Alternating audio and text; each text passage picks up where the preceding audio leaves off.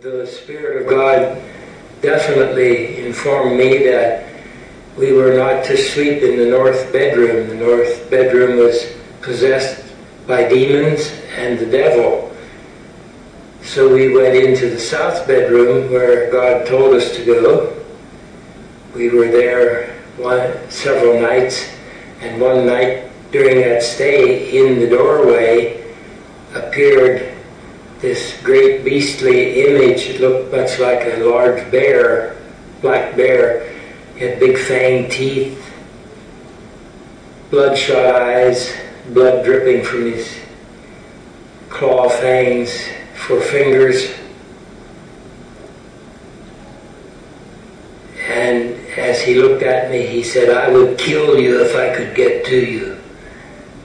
An angel immediately stood by our bed and said, I couldn't see him, I only sensed his presence, but I heard his voice. He said, "Dave, turn your back on him, don't look at him." So I did.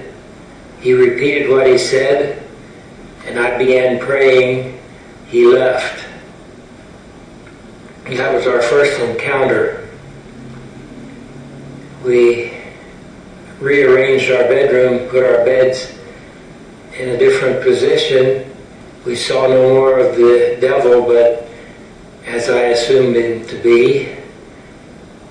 But God allowed both Laura and myself to see through the floor and witness 6 little demons, black as coal, appeared to be more like blobs than actually anything, indicating that they were spirits, evil spirits. They walked in through the outer wall right in our kitchen where we have our washing machine and clothes dryer. I remember you saying they were like about 3 feet tall. Yes, they were approximately 3 feet tall. They were wide, and there were, I'm trying to think, was it 3 or 6 of them? Anyways, they came through, walked through the living room where we now have the office, through another double wall, a closet and a wall, and walked past my wife, who was sitting on a swivel chair, office chair, doing feet by a recliner. Walked right on out through the outer wall. This appearance, I said, was during the night God opened the floor. This was an earlier appearance where we were down here in the lower level of the house. The one that I started to refer to was 5 beautiful little angels, approximately 5 feet tall, golden hair, white robed. Hair went down below their hips, almost to the knees. Very beautiful girls, most musical voices I've ever heard. However, they drove demons through that night as well. The first time, little white spots or white beings similar to the size and shape of the black ones chased them out.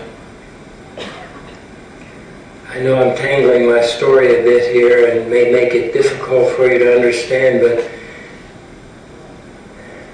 we, having placed our faith and trust in the Lord Jesus Christ,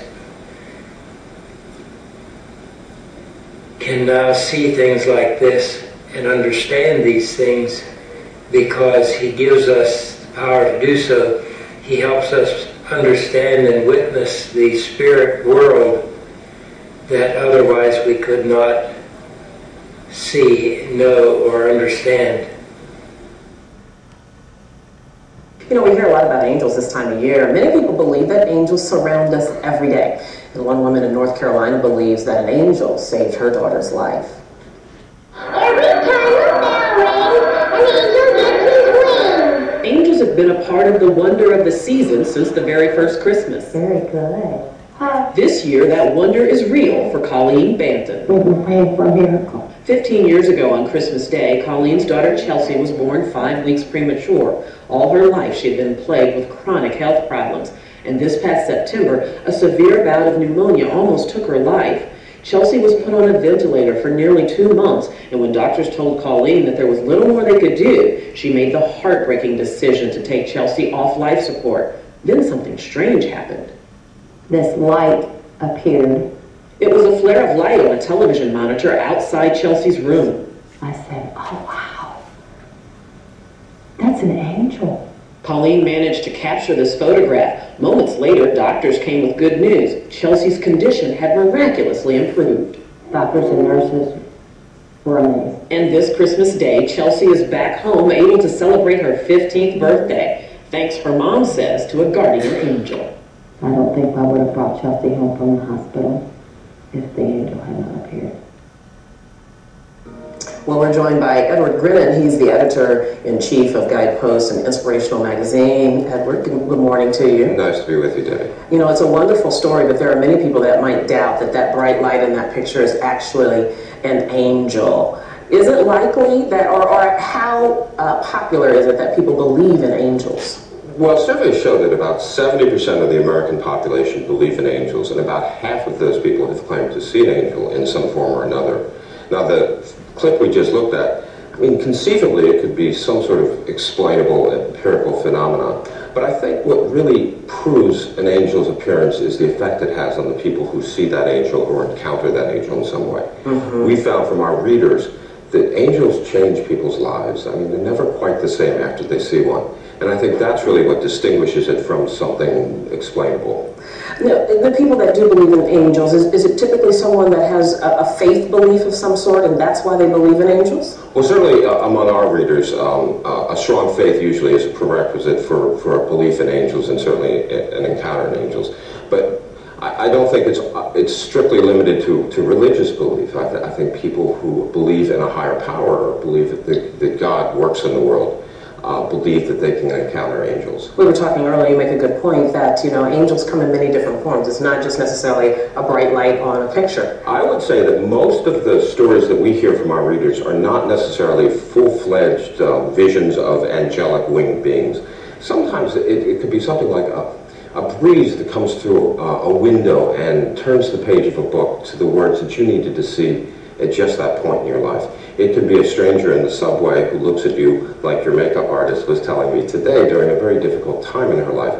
A complete stranger just looked up at her and said, "It's going to be all right." Wow. And then he disappeared. And then you feel better. Edward Grinnan, thank you very much. Thank you very much. It was nice being here today. Great.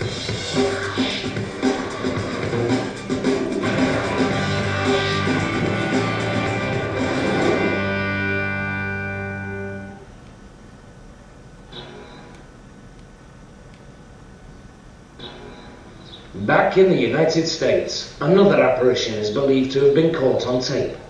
For months, the family inside this Pennsylvania home claimed to hear strange footsteps in the middle of the night. In an attempt to determine the origin of these ghostly noises, the family sets up a video camera in the hallway.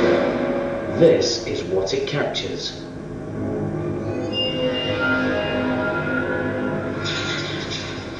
Watch as the glowing shape floats down the corridor, then appears to enter a doorway. What is this phantom menace? Edgar Harris believes that it is the arm of his dead mother who once lived in the house. She had a tendency to get up and wander at night, so that's probably what she's doing now. She's wandering around. Why does it seem that his mother is haunting their home? Well, Edgar thinks she's become the guardian spirit of her great-grandson who now lives there. I think she comes and watches him when he's in his cradle at night, and just watches over everybody in the house. Is this really a gentle spirit from beyond? For Edgar, the videotape speaks for itself.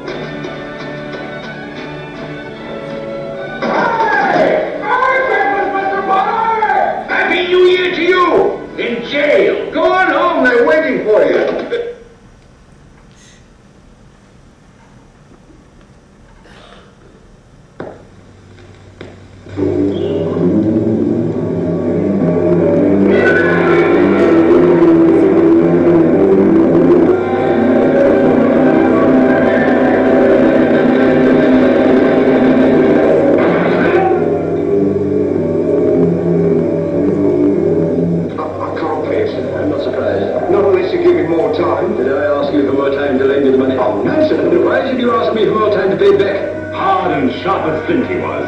You ask Bob Cratchit about him. This timid and intimidated little clerk is portrayed by Mervyn John. Mrs. Cratchit by Hermione Badley. The little lame boy, the great-hearted Tiny Tim, is played by Glyn Dearmer. Michael Horton gives the spirited portrayal of Jacob Marley, the ghost who changes Scrooge from sinner to saint.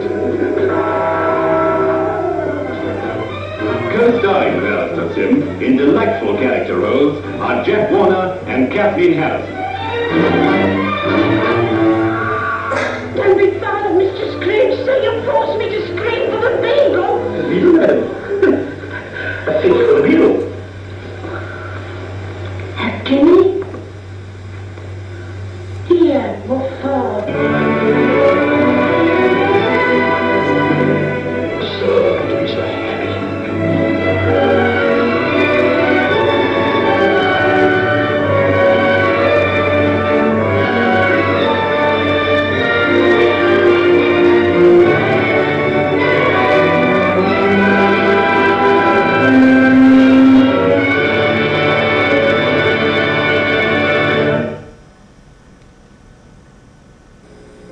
It's a world premiere. Mickey Rooney stars in It Came Upon the Midnight Clear.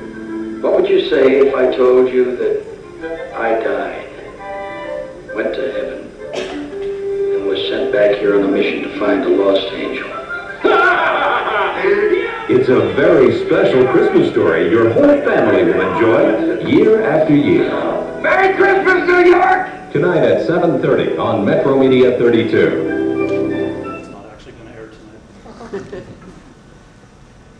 In the beginning, there was one, a great Maker King who called forth all that was.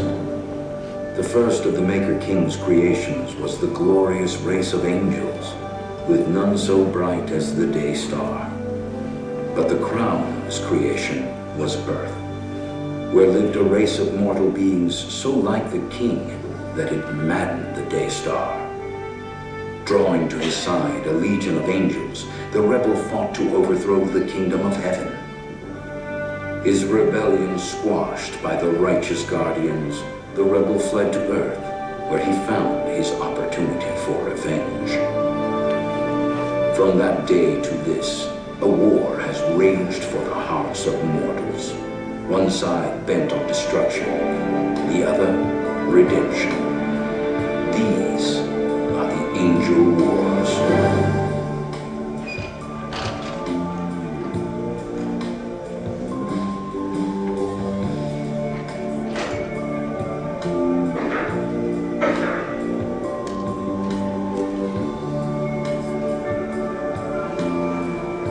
The battle does not belong to you or I alone.